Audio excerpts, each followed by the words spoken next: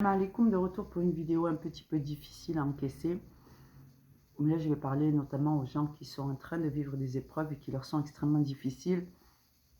Et je sais que c'est un niveau de piété qui vous est demandé, subhanallah, qui est dur à entendre. Mais nous avons l'obligation de vous faire savoir la règle qui s'applique. Donc, je vais essayer de vous transmettre les choses et de les mettre dans l'ordre. Vous voyez, quand par exemple, vous me dites... écoute, tu es râpé, j'aimerais que tu m'aides à récupérer ce que les sorciers m'ont pris, ce que les sorciers m'ont enlevé. J'aimerais pouvoir récupérer ce que les injustes ont enlevé de ma vie. J'aimerais pouvoir récupérer mon lien avec telle personne, ma relation à telle personne, et ainsi de suite. Et je vais te dire, oui, c'est vrai que les mécréants, les gens méchants, les maudits, donc ceux qui veulent se servir par eux-mêmes sans attendre l'aval ou l'agrément d'Allah, sans consulter Dieu, ces gens qui veulent tout sur le champ et qui ont été assez fous pour saisir des pouvoirs qu'Allah a interdits, dont il est lui-même aux commandes, pour désobéir à Allah, pour avoir ce qu'ils veulent, lorsqu'ils ont osé faire ça, ils ont commis une énorme injustice contre toi, mais aussi contre le règne d'Allah Azza wa Jal. Penses-tu que des gens qui ne respectent pas Allah et son messager vont te respecter? Bon, alors tu te doutes bien que ces gens-là sont pour l'instant sous le désaveu d'Allah et de son messager. Allah nous dit Baratu min Allah wa rasulihi min alladhina ahadtu min mushrikin. Désaveu de la part d'Allah et de messager à l'encontre des associateurs avec lesquels vous avez conclu un pacte. Quand bien même vous n'avez pas conclu de pacte directement avec eux. Quand bien même ils ont un lien avec vous à travers le sihr qu'ils ont fait. Désaveu de la part d'Allah, ça veut dire vous qui êtes des serviteurs d'Allah. Les mécréants ont créé un lien avec vous, c'est-à-dire que vous êtes liés à eux par une épreuve. C'est-à-dire qu'ici, ils sont responsables de votre épreuve, de vous avoir combattu dans votre piété, dans votre vie. Ce lien existe. Il existe à travers l'épreuve. Et Allah dit désaveu. Donc, Allah les désavoue. Le messager d'Allah les désavoue. De la même façon, vous les désavouez. Qu'est-ce qui prime dans la parole d'Allah ici? En réalité, nous venons d'établir déjà une première lecture qui est la bonne. Nous allons ajouter une deuxième lecture. Ce qui prime d'abord, c'est votre lien, non pas avec Allah, non pas avec vos frères et sœurs, non pas avec votre famille, non pas avec même les individus de la communauté, ni encore moins les liens dans l'épreuve que vous avez avec les mécréants. Ce qui prime ici, c'est votre lien avec Allah. Allah ne vous éprouve, c'est-à-dire qu'ils ne peuvent rien sans l'autorisation d'Allah, d'accord? Mais Allah tient ses promesses. Il a promis que je vous éprouverai tous, mes serviteurs et mes détracteurs. Nous sommes tous les sujets d'Allah, y compris les mécréants. Nous sommes tous des sujets de Dieu. Et parmi donc les sujets, il y a ceux qui croient à Allah et qui se soumettent à sa volonté, à son pouvoir, qui acceptent que l'épreuve vient d'Allah parce qu'il tient ses engagements et que nous sommes dans ce monde là pour prouver notre allégeance et que nous reconnaissons à Allah le pouvoir sur nos vies. Quant à détracteurs de Dieu, les sujets qui ont décidé de désobéir sont en train simultanément de faire leur preuve de mécréance, et donc ils sont en train d'échouer, n'est-ce pas? Mais eux, pour eux, c'est un choix. Et ensuite, il y a ceux qui sont dans l'entre-deux, comme nous l'étions, nous, avant que les épreuves ne nous touchent si durement. Nous pensions que nous pourrions traverser cette vie en limitant la casse, dans le sens où si nous nous comportons bien, personne ne nous voudra du mal. Mais c'est très mal connaître les mécréants. Donc, c'est très mal connaître les gens dont Allah parle dans le Coran. Ceux qui refusent l'autorité d'Allah sur leur vie sont des gens qui ne posent pas la limite de la mécréance, qui ne mettent jamais de stop aux interdits et qui s'enfoncent dans les choses les plus inadmissibles les unes que les autres. Ce que j'essaie de vous dire par là, c'est que dans l'épreuve, Allah est en train de vous rappeler que le lien qu'il doit privilégier dans vos vies, c'est celui que vous avez avec lui. Dans l'épreuve, pour réussir à sortir de cette épreuve, pour trouver la force, il faut que vous preniez Allah comme meilleur ami et confident et que vous vous souveniez que toutes les choses que vous espérez récupérer, c'est à l'origine lui qui vous les a attribuées. C'est sa propriété. Allah dit dans le Coran, vous aurez, ici vous vivrez, sortez d'ici, en parlant d'Adam et Ève et de Satan qui avait déjà été banni, mais il arrivait encore à se faufiler avant que, bon bref, avant qu'Allah décide qu'il mettra des gardes et des bolides qui empêcheront les shayatines de venir s'approcher et d'écouter aux portes du paradis. Avant ce moment-là, les shayatines pouvaient se rapprocher et observer et espionner aux portes du paradis. Allah chasse tout le monde du paradis et leur dit, sortez d'ici, bannis, vous serez ennemis des uns des autres, Satan étant inclus dans cette promesse d'Allah, dans cette prophétie. Vous serez ennemis les uns des autres, et donc tous les descendants d'Adam sont soumis à ce décret d'Allah. Ennemis les uns des autres. Sur la terre, là vous vivrez, là vous mourrez. Et là, on vous fera profiter d'un usufruit pour un temps. Et c'est cette promesse d'Allah que nous sommes en train de vivre. D'accord ? Donc Allah a les moyens de prendre ce qui lui appartient et de donner de ses biens. Donc c'est ça qu'il faut reconnaître absolument à Allah. C'est une pierre angulaire de la piété d'un musulman.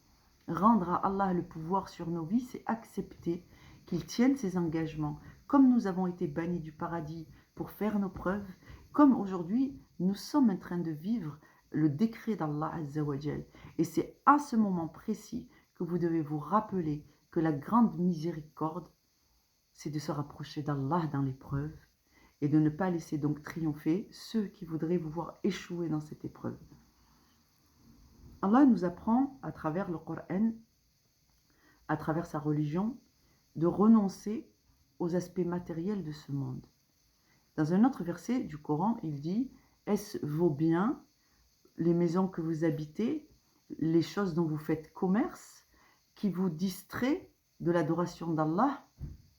Eh bien, sachez qu'Allah vous enlève toutes ces choses afin de vous rappeler que votre mission de vie, c'est de vous rapprocher d'Allah Azza wa Jal. Et s'il veut, dans son immense miséricorde, il vous rendra des biens dont vous avez été privés par les mécréants, mais par l'autorisation d'Allah. Parce que ce sont toujours les affaires de Dieu, ce sont toujours les sujets de Dieu, et ils sont toujours sous le commandement d'Allah, quand bien même ils sont mécréants. Donc Allah peut décider de donner la vie, de prendre la vie. Allah peut décider de te donner un bien, l'usufruit pour un temps, et de te retirer ce bien. Allah peut décider de laisser les épreuves t'atteindre s'il juge qu'à travers l'épreuve, tu te rapprocheras plus de la religion de droiture et de la victoire que si on te laissait vivre en tranquillité. Donc toutes ces décisions, une fois que tu as mis tes affaires entre les mains d'Allah, il faut faire confiance à la gestion d'Allah. Donc la première chose à faire quand on est dans l'épreuve, c'est de faire taire sa colère, subhanallah. Et bien sûr qu'il y a une injustice, confiez-la à Allah. Et bien sûr que vous avez été lésé dans des droits qu'Allah vous a donnés par des gens qui n'ont pas obéi à Allah. Saisissez Allah. Mais dans tous les cas, votre relation à Allah est ce qui est impérissable. Donc, vous voyez, les mécréants peuvent vous empêcher par la sorcellerie de vous acquitter de vos prières. Ils peuvent vous empêcher d'honorer votre mariage. Ils peuvent vous empêcher d'éduquer vos enfants comme vous le souhaitez. Toutefois, ils ne peuvent pas rompre le lien que vous avez avec Allah parce que ce lien-là, Allah a promis qu'il protège la piété de ses serviteurs. Voilà. Allah a donné une garantie dans un domaine, la piété. Nul dans les cieux et dans la terre ne peut rompre le lien que vous avez avec Allah si ce n'est vous. Et c'est comme ça qu'on sait si on a perdu ou si on a réussi sa mission auprès d'Allah. Rien au monde, quels que soient les coups que vont vous infliger les ennemis, quelles que soient les épreuves qu'Allah va vous donner, une période difficile, une maladie, rien au monde ne peut justifier que votre piété meure, parce qu'en réalité, c'est la seule chose sur laquelle vous avez réellement une prise ferme, bien qu'Allah vous ait donné votre piété. Allah dit dans le Coran, j'ai créé votre âme pure et je lui ai inspiré sa piété. Et réussit, certes, celui qui se purifie, échoue celui qui la corrompt. Donc, la vraie nature de tout ce que vous vivez, c'est ça. Et donc, tu vas me dire, oui, mais mon préjudice, il est réel. Les choses que j'avais, elles étaient halal. Pourquoi je les ai perdues? Parce qu'Allah éprouve ses serviteurs qu'il aime, au même titre qu'il va éprouver les serviteurs qui l'ont rejeté. Cette règle, elle est inchangée. Que vous soyez croyant ou que vous soyez mécréant, vous souffrirez.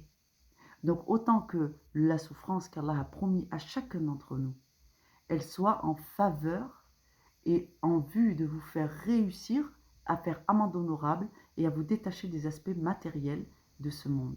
Parce que comme Allah le dit, ce sont juste, nous avons l'usufruit de quelque chose. Allah nous a autorisé à se marier, à avoir des enfants. Ça fait partie de notre dîn, c'est vrai. Mais avant tout, Allah nous a donné ça pour nous permettre de vivre. C'est une miséricorde de sa part. S'il avait voulu, il nous aurait fait ne pas nous marier, et procréer puis abandonner ses enfants. Vous voyez ce que je veux dire? Il y a des espèces, elles pondent leurs œufs et elles s'en vont. Elles ne font pas l'enfantement, l'allaitement, l'éducation de leurs enfants. Si elle avait voulu, il ne nous aurait pas donné de vivre en communauté, de vivre en couple, de vivre en groupe, d'avoir cette conscience de la société, de la communauté. C'est une miséricorde de la part d'Allah. Mais à travers cette promesse de réjouissance, il ne faut pas que l'on oublie que à travers cette vie qu'Allah nous a autorisé d'avoir, il y a l'adoration d'Allah. Je me marie, c'est aussi un bienfait pour moi de la part d'Allah qui va me faciliter ma religion. Je suis célibataire, je ne trouve pas de mari, c'est un bienfait de la part d'Allah qui va me permettre de me rapprocher d'Allah à travers la prière et les invocations et la supplication. C'est-à-dire que c'est à Allah que nous demandons ce dont nous avons besoin et nous n'adorons personne en dehors d'Allah. Donc nous sommes en train de pratiquer un pilier de l'islam qu'Allah aime beaucoup. Or, peut-être que s'il m'avait marié plus tôt, eh ben, je me serais détachée, j'aurais eu tout ce que je voulais et j'aurais complètement oublié l'invocation d'Allah. Et chacun d'entre nous est différent. Dans tous les cas, Allah tient ses promesses. Et dans tous les cas, la vraie promesse d'Allah, c'est que ce qui lui appartient n'est pas perdu. C'est un éloignement. Vous êtes juste éloigné de quelque chose dont Allah vous avait donné l'usufruit. Il vous a éloigné de vos biens quelque temps. Il se peut qu'Allah vous en rapproche. Il se peut qu'Allah prenne une décision en disant, voilà, mon serviteur a fait ses preuves, elle est restée fidèle, elle s'est améliorée, elle a appris son dîn, elle a parfait sa religion, elle a amélioré son caractère et son comportement, elle a trouvé la véritable humilité de reconnaître que tout ceci est la propriété d'Allah, elle m'a rendu grâce, elle m'a honoré, elle a reconnu mon autorité sur toute chose. Elle s'est soumise à ma volonté. Et quand tu auras lâché ce besoin de propriété, de tenir à quelque chose au-delà d'Allah, tu tiens à des choses plus qu'Allah. Tu tiens à ta famille plus qu'Allah. Mais toi, tu ne t'en rends pas compte. Toi, tu ne sais pas à quel point Allah est jaloux que tu puisses aimer ton mari et tes enfants plus que lui. Quand il te les enlève, tu te rends compte que tu n'as besoin d'Allah que pour atteindre ton objectif de récupérer ce que tu veux. Là, Allah te donne une leçon. Il est en train de te dire, regarde, tu m'aimes, je sais que tu m'aimes. Tu essayes de suivre mes règles. Mais j'ai trouvé chez toi quelque chose que tu caches. J'aimerais que tu puisses t'en rendre compte et corriger ton comportement. Donc, à travers cette leçon qu'Allah nous donne, de nous dire, regardez, vous êtes attachés à des choses que je vous ai données, plus qu'à moi. Le mariage, c'est fait pour préserver votre piété. À partir du moment où vous aimez votre mariage plus qu'Allah, vous êtes capable de faire des sacrifices pour vos époux et vos enfants, le travail acharné, et ainsi de suite, pour vos enfants, pour votre mari, plus que pour Allah, eh bien Allah peut être jaloux et laisser l'épreuve vous atteindre afin que vous reveniez. Et subhanallah, on ne se rend pas compte. Et Allah dit que l'être humain est ingrat. C'est-à-dire que s'il n'y avait pas des épreuves, et qu'Allah nous laissait faire dans la lancée qu'on avait prise, sans même qu'on s'en rende compte, pour nous, il n'y a rien de mal d'aimer son mari, ses enfants, c'est halal. Oui, c'est halal. Mais à partir du moment où ça nous fait oublier et inverser nos priorités, il y a un danger considérable. Et c'est une miséricorde de la part d'Allah que de nous rappeler à l'ordre en nous disant « N'oublie pas que tu ne vis pas pour la vie de ce monde. N'oublie pas que tu vis, tu te maries, tu éduques tes enfants dans l'espoir de gagner la vie future. Et là où il y a une épreuve, il y a une miséricorde. » Et Allah dit dans le Coran فَإِنَّ مَعَ الْعُسْرِ يُسْرًا. Et certes, avec la difficulté, il y a une facilité. Déjà, ceux qui arrivent à adorer Allah et à comprendre que Allah est vraiment, alhamdoulilah ala kulli hal, on est en train de parler de l'entité qui a créé l'ensemble de ce qui existe, qui nous a donné nos yeux, nos oreilles, notre bouche pour voir, pour parler, subhanallah, le sommeil pour dormir et récupérer, et la journée pour vaquer à nos occupations.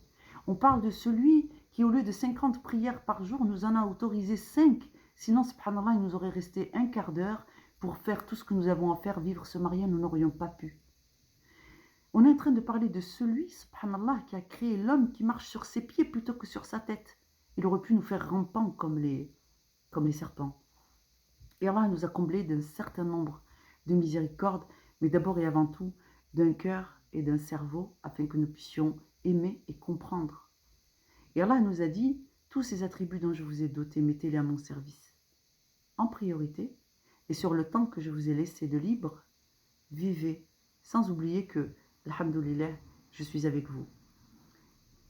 Et c'est ainsi que Allah va nous rappeler, et c'est pour ça aussi qu'Allah nous a laissé les épreuves comme miséricorde.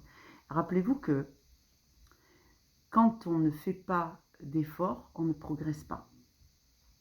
Quand tu vas au sport et que, au lieu de faire ta séance de sport, tu t'assois et tu bois ta tisane, tu dis c'est bon, je vais attendre.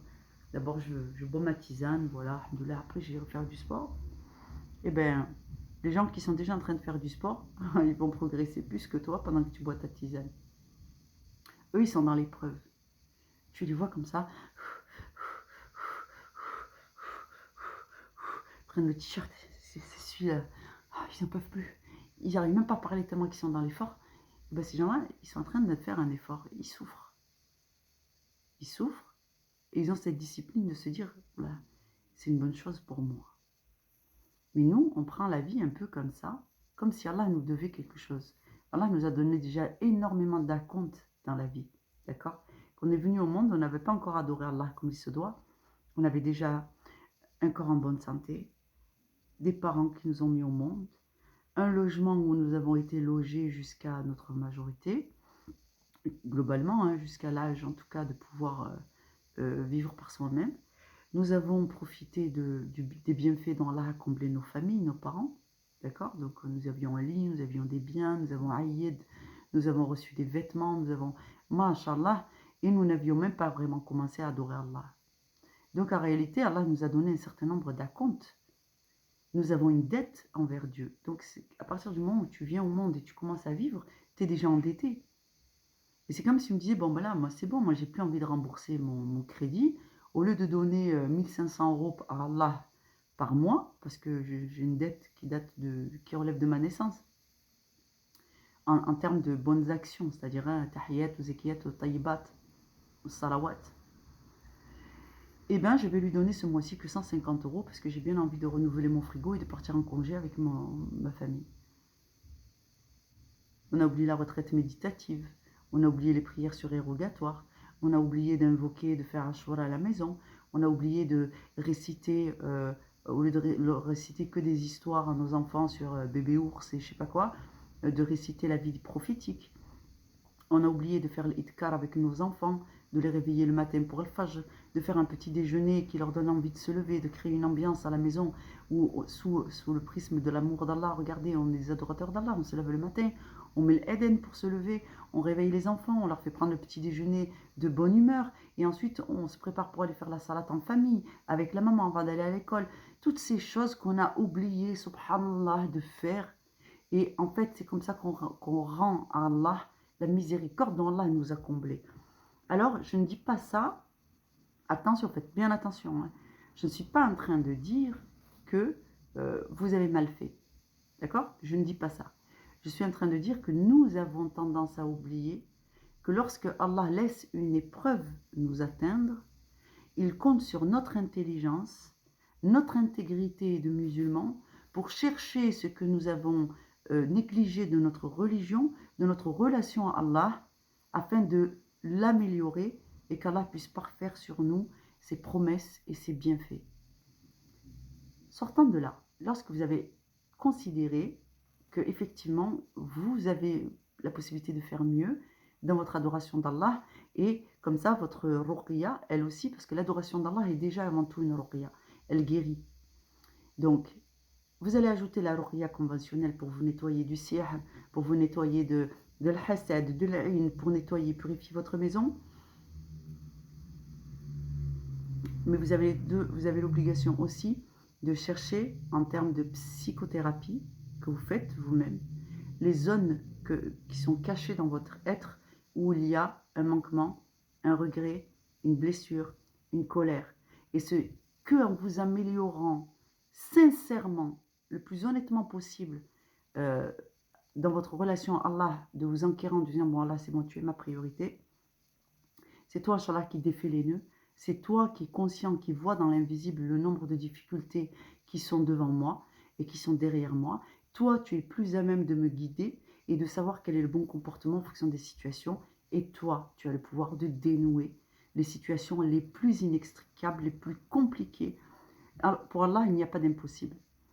Rendez à Allah le pouvoir qu'il a réellement sur vos vies si vous voulez qu'il agisse à ce niveau de pouvoir dans vos vies. C'est ça qu'Allah attend de ses serviteurs dans l'épreuve. C'est vraiment de vous encourager dans le fait que Allah est tout-puissant. Et dans la définition que vous avez de tout-puissant, il va falloir sans cesse vous améliorer. Voilà, grosso modo, voilà, c'est ça que j'ai envie de dire. Donc votre ruqya sera plus puissante si votre opinion d'Allah, votre compréhension de qui est Allah, de ce que veut Allah et de pourquoi Allah fait les choses augmente. Eh bien, vous aurez plus de respect pour Allah. Vous aurez plus de crainte d'Allah. Et vous aurez plus de piété, c'est-à-dire d'humilité. Parce que c'est difficile de faire face à Allah autrement que dans l'humilité, tellement que c'est Jabbar, tu vois, c'est Jabbar. Quand tu prends la mesure du poids que prend Allah dans nos vies, à travers tout ce qu'on vit, tout le pouvoir qu'il a, subhanallah. Premièrement, ça rend humble. Deuxièmement, ça fait peur. Et troisièmement, quand on l'accepte, il y a tous les fardeaux que tu portes, ils tombent tous par terre. Comme si vraiment on venait de passer la main et de te débarrasser de tout ce poids qui était trop lourd pour toi. Donc, c'est là la grande miséricorde d'Allah, c'est que c'est toi qui portes tes épreuves. Mais à partir du moment où tu reconnais à Allah son autorité sur ta vie, c'est lui qui se met à porter tes épreuves. Et subhanallah, c'est toujours été la promesse d'Allah. Allah a toujours dit, c'est moi qui porte. Tu vois les oiseaux dans le ciel? Quand ils volent, qu'ils étendent et qu'ils rabattent leurs ailes, c'est moi qui les porte. De la même façon, Allah porte la lune, le soleil, la terre. Il les fait toutes courir chacune sur leur orbite et il assure le bon fonctionnement de toutes choses. Aucune situation n'est trop compliquée pour Allah. Aucune difficulté n'est trop compliquée pour Allah. Mais elles sont pour nous trop compliquées. Donc Allah vous ramène à vous dire, mais mon serviteur, tu es mon serviteur, mais c'est moi, subhanallah, qui t'ai donné la vie. Pour moi, c'est facile. Moi, je peux te donner et te reprendre tout. Adore-moi comme je te demande. J'ai décidé et je me suis assigné à moi-même la miséricorde. Alors, profite d'adorer celui qui a décidé d'être miséricordieux pour vous. Et là, Inch'Allah, tu prends le chemin de la victoire, de toutes les victoires. Qu'Allah te facilite, toi, et tous ceux qui sont comme toi dans l'épreuve. Qu'Allah me facilite, moi, dans ma démarche, Inch'Allah, de vous enseigner ce qu'Allah m'a enseigné à travers mes épreuves et à travers les épreuves des gens que j'ai accompagnés dans les leurs. Qu'Allah nous facilite, qu'Allah nous comble de ses bienfaits, de l'intelligence, de la compréhension, du discernement, Inch'Allah. Qu'Allah vous porte, vous, et qu'il défasse les nœuds qui sont sur vous. Je vous souhaite, Inch'Allah, de pouvoir posément prendre la mesure de ce qui vient d'être dit et de pouvoir vous l'appliquer avec la plus grande douceur qui soit, qu'Allah vous facilite vraiment. J'ai à cœur de pouvoir vous accompagner et de vous donner les règles de base. C'est-à-dire qu'il y a plein de lois en islam, mais dans la façon d'appliquer les lois, il y a des règles. Et ces règles, elles vont commencer à prendre du sens et on va commencer à pouvoir tisser jusqu'au point que ce soit visible. Et cette trame qui va se dessiner, c'est la trame de comment on fait pour supporter les épreuves et comment on fait pour rester dans la droiture malgré les épreuves. Et là, il y a la guidée qui rentre en compte et ça, c'est une part qui va vous venir d'Allah, Inch'Allah. Vous êtes déjà dans la guidée, mais ça va encore s'améliorer. Continuez comme ça, persévérez. Qu'Allah vous agrée. Salam alaikum.